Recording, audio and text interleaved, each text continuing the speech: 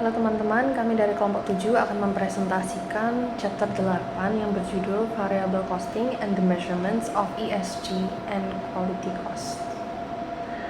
Perkenalkan, nama saya Fania dan teman saya ada Devi dan Lintang. Di sini saya akan membahas tentang absorption and variable costing. Sebelumnya kita sudah mempelajari tentang product costing, di mana komponen biaya terdiri dari biaya bahan baku, BTKL atau biaya tenaga kerja langsung, dan ada BOP tetap dan BOP variabel. Product costing yang menggunakan BOP tetap dan BOP variabel biasanya kita sebut dengan pendekatan absorption costing atau full costing, di mana semua BOP diterapkan atau diserap pada barang-barang yang diproduksi.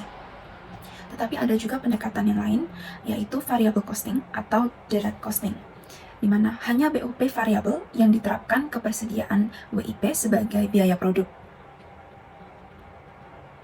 Perbedaan antara variable costing dan absorption costing terletak pada kapan BOP tetap tersebut dijadikan sebagai beban. Dalam absorption costing, BOP tetap ini disimpan terlebih dahulu dalam inventory, kemudian akan dipindah sebagai beban ketika barang tersebut sudah dijual. Sedangkan variable costing langsung dihitung sebagai beban dan tidak menunggu barang untuk dijual terlebih dahulu. Ketika persediaan meningkat atau menurun selama tahun berjalan, pendapatan yang dilaporkan tentunya akan berbeda, baik absorption atau variable costing. Perbedaan ini terjadi karena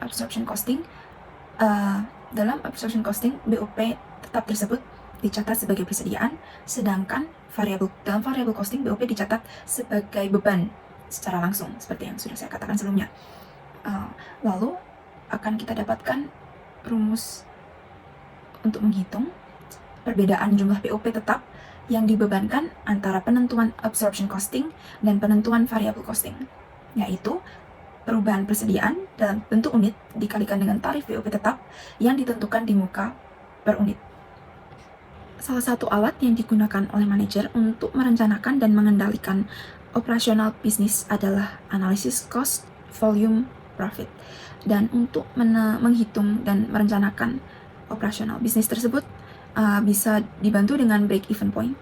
Break-even point dapat dihitung dengan fixed cost dibagi dengan unit contribution margin atau margin kontribusi per unit, yaitu selisih antara pendapatan dari penjualan barang tersebut dengan biaya variabel yang terkait dengan produk tersebut.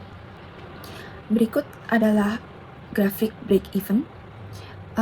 Contohnya, misal sebuah perusahaan memiliki break-even point sejumlah 35.000 unit dan perusahaan tersebut menjual barangnya sejumlah 35.000 unit, maka laba yang didapatkan adalah 0. Pendapatannya akan menjadi 8.400.000, yaitu sama dengan total biaya yang diperlukan untuk memproduksi. Di variable costing, operating income-nya 0, tetapi di operating income di absorption costing mungkin tidak 0. Nah, inkonsistensi ini terjadi karena pada penentuan variable costing, BOP tetap dibebankan secara langsung, sedangkan di absorption costing, BOP akan dibebankan secara per unit, dan sebagian biaya tetap tertahan dalam persediaan dan akan baru dihitung seketika barang tersebut dijual.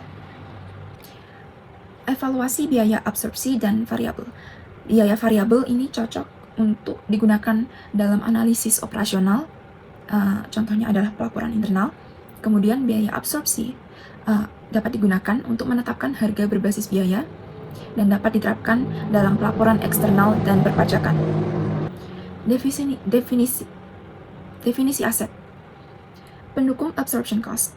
Persediaan harus mencakup fixed cost karena memiliki potensi untuk memberikan layanan di masa depan. Sedangkan pendukung variable cost menetapkan bahwa fixed cost tidak memiliki potensi layanan di masa depan karena akan terus muncul di periode mendatang. Jika persediaan dijaga tetap rendah, perbedaan antara biaya absorpsi dan variabel dalam pelaporan laba akan minimal. Oke, selanjutnya biaya untuk memastikan kualitas. Ada grade dan quality. Untuk grade, itu suatu produk mengacu pada tingkat kemampuannya dalam melakukan tujuan yang dimaksudkan dalam kaitannya dengan produk lain dengan penggunaan fungsional yang sama. Misalkan kamera HP dengan kamera yang 3 dan kamera yang 1. Tentu kualitasnya berbeda, namun penggunaannya sama-sama untuk memfoto atau memvideo. Oke, selanjutnya ada quality. Quality itu dibagi dua, ada quality of design dan quality of conformance. Untuk quality of design itu kualitas desain suatu produk mengacu ke seberapa baik produk tersebut dipahami atau didesain untuk penggunanya. Jadi contoh nih, misalkan kamera Sony A74. Kamera ini dirancang untuk fotografer profesional dan videografer dengan sensor full frame 33 megapiksel dan kemampuan perekamannya sudah 4K. Jadi kualitas ini tentunya akan memenuhi kebutuhan pengguna yang membutuhkan kualitas gambar dan video yang sangat baik. Oke, selanjutnya ada quality of conformance atau kualitas kesesuaian, yaitu mengacu ke sejauh mana suatu produk memenuhi spesifikasi desainnya. Ya, contohnya kayak tadi kamera Sony itu, apakah spesifikasinya dan pas diterapkan itu udah sama gitu, apakah benar emang jernih gitu. Selanjutnya types of quality cost, dimana biaya ini untuk memastikan kualitas yang tinggi dari suatu produk di sebuah perusahaan. Nah, ada 4, yaitu yang pertama biaya pencegahan, dimana biaya ini untuk mencegah kecacatan biasanya terjadi sebelum produksi. Kemudian ada biaya penilaian. Biaya penilaian ini nih bisa dibilang seperti biaya uji coba. Jadi pas barang tersebut tuh diujikan apakah ada kecacatan atau tidak. Nah, nanti kalau misalkan ada kecacatan bakalan masuk ke biaya kegagalan internal, karena biaya ini nih untuk perbaikan cacat yang ditemukan sebelum dikirim gitu.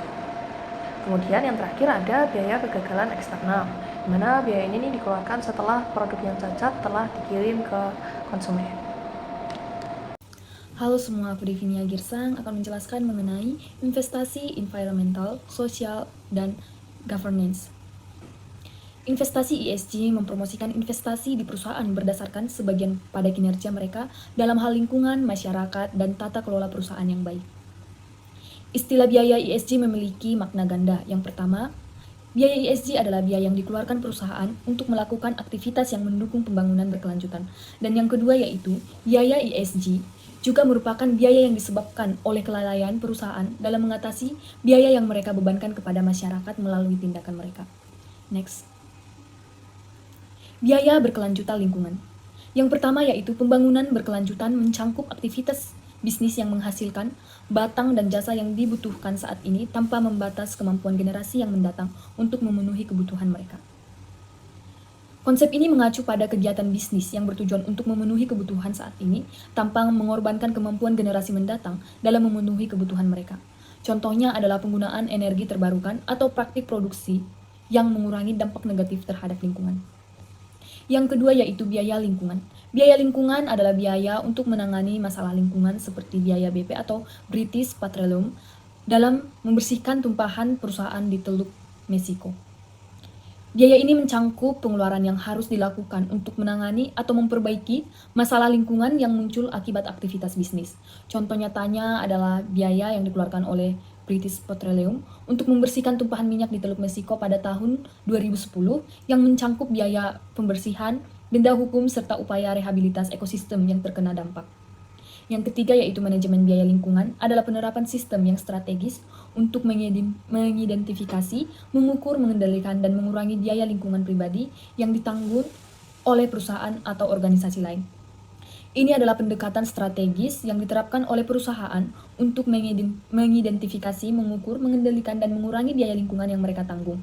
Manajemen ini melibatkan pengembangan sistem yang efisien untuk memantau dampak lingkungan dari operasional perusahaan dan mengelola biaya yang terkait dengan pengurangan atau perbaikan dampak tersebut. Next.